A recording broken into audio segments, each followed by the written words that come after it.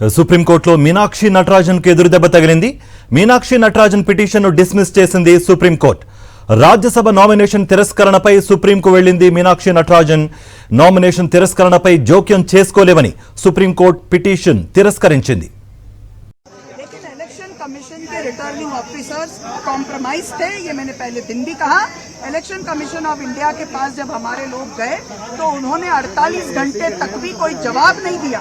माननीय उच्चतम न्यायालय ने कम से कम हमारी बात की सुनवाई की और उस पर अपना एक फैसला दिया, लेकिन चुनाव आयोग इस तरह से मिला हुआ है कि उन्होंने उसके लिए कोई अपनी तरफ से कोई जवाब तक नहीं दिया।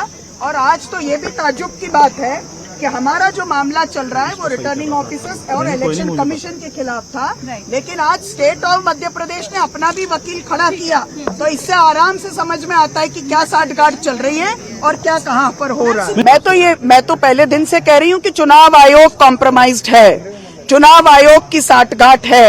और आज ये एक तरह से और भी प्रूव हुआ, जबकि स्टेट ऑफ मध्य प्रदेश का वकील वहां पे खड़े होते हैं तो ये तो स्टेट ऑफ मध्य प्रदेश का मामला ही नहीं है ना।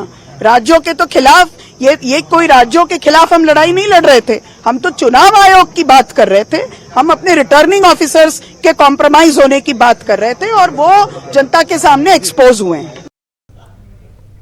ఇదే అంశానికి సంబంధించి మరింత సమాచారం మా ప్రతినిధి వెంకటేష్ అందిస్తారు. వెంకటేష్, మీనాక్షి నటరాజన్ ఒకటే చెప్తున్నారు, ఈసీ ప్రాపర్ గా రెస్పాండ్ అవ్వలేదు అన్నట్టుగా కూడా ఆవిడ చెబుతున్నారు. ఆవిడ ముందే ఉన్న ఆప్షన్స్ ఉన్నాయా? దీనిపై మరి కాంగ్రెస్ రియాక్షన్ ఏంటి? ఫర్దర్ ప్లాన్స్ ఎలా ఉండబోతున్నాయి? మీనాక్షి నటరాజన్కు సుప్రీంకోర్టులో ఎదురు దెబ్బ తగిలింది. ఆమె నామినేషన్ తిరస్కారం పైన సుప్రీంకోర్టును ఆశ్రయించారు. ఆమె తరపున అభిషేక్ సింగ్ వాదనలు వినిపించారు, కానీ ఆ వాదనలు ఈరోజు సుప్రీంకోర్టు తిరస్కరించింది.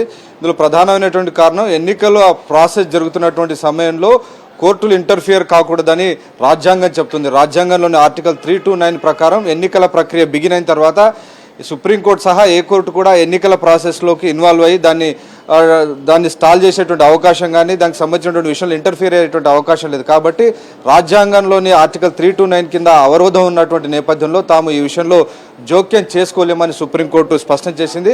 ఒకవేళ అవసరం అనుకుంటే సవాల్ చేయాలదలుచుకుంటే డెఫినెట్గా ఎలక్షన్ కమిషన్కి సంబంధించిన ఎలక్షన్ ట్రిబ్యునల్ ఉంటుంది. సో ఎలక్షన్ ట్రిబ్యునల్లో ఆ పిటిషన్ వేసుకొని తమకు సంబంధించినటువంటి ఏమైనా అభ్యంతరాలు ఫిర్యాదులు ఉంటే ఎలక్షన్ పిటిషన్ ద్వారా వాటిని లేవనెత్తొచ్చని ఈరోజు సుప్రీంకోర్టు స్పష్టమైనటువంటి తీర్పు ప్రకటించింది. నిజానికి ఈ అంశానికి సంబంధించి ఆర్టికల్ 32, ఆర్టికల్ 26 కింద తమ యొక్క రైట్స్ అన్ని కూడా ఇన్ఫ్రింజ్ అయ్యాయి, ప్రాథమిక హక్కుల ఉల్లంఘన జరిగింది. కాబట్టి సుప్రీంకోర్టు ఇందులో ఇంటర్వ్యూన్ అయ్యి తమకు న్యాయం చేయాలని మీనాక్షి నటరాజన్ తరపున అభిషేక్ సింగ్ వాదనలు వినిపించారు. అలాగే ఆమెపై ఉన్నటువంటి కేసు కూడా ఒక ప్రైవేట్ కంప్లైంట్ మాత్రమే, అది ఇంకా ఎఫ్ఐఆర్ కాలేదు, దానిపైన ఇంకా ఛార్జెస్ కూడా ఫ్రేమ్ కాలేదు, కేవలం ప్రైవేట్ కంప్లైంట్ ఉంది. ఒక వ్యక్తి ప్రైవేట్ కంప్లైంట్ వేశారు. సో దానికి సంబంధించినటువంటి నోటీసు మాత్రమే ఆమెకు ఇష్యూ అయింది. సో ఆ నోటీసు తర్వాత జరగాల్సినటువంటి ప్రక్రియ కాగ్నిజెన్స్ కానీ ఇవన్నీ కూడా జరగలేదు.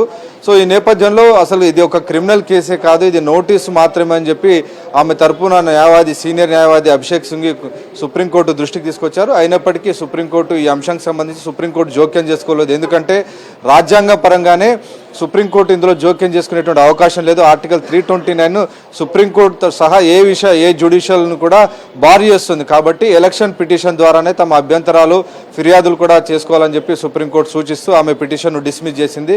దాంతో ఇక మీనాక్షి నటరాజన్ ఎలక్షన్ పిటిషన్ మినహా వేరే మార్గం కూడా ఇప్పుడు ఆమె ముందు లేదు. Thank you.